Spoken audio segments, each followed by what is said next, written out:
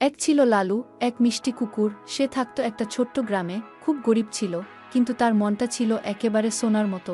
লালু রোজ সকালে মাঠে যেত, নিজে নিজেই চাষ করত। গরমে ঘাম ঝরলেও সে কখনো থামত না।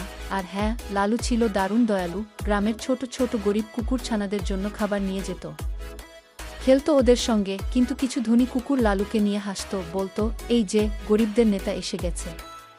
লালুর মন একটু কষ্ট পেত, কিন্তু সে কখনো রাগ করত না। সে বলতো, ভালো কাজ করলেই একদিন মানুষ বোঝে। একদিন লালু তার ফসল বিক্রি করে সবার জন্য নিয়ে এলো জামাকাপড়, খাবার। সবাই খুশিতে চিৎকার করে উঠল, লালু ভাই, তুমিই আমাদের আসল বন্ধু। এখন আর কেউ লালুকে নিয়ে হাসে না, সবাই তাকে ভালোবাসে। শেষ কথা, ভালো মন আর পরিশ্রম দুটো থাকলে জীবন সুন্দর হবেই। আর যদি লালুর মতো দয়ালু আর পরিশ্রমী বন্ধুদের আপনি ভালোবাসেন, তাহলে একটা লাইক দিন আর কমেন্টে লিখে ফেলুন, সালাম লালু ভাই।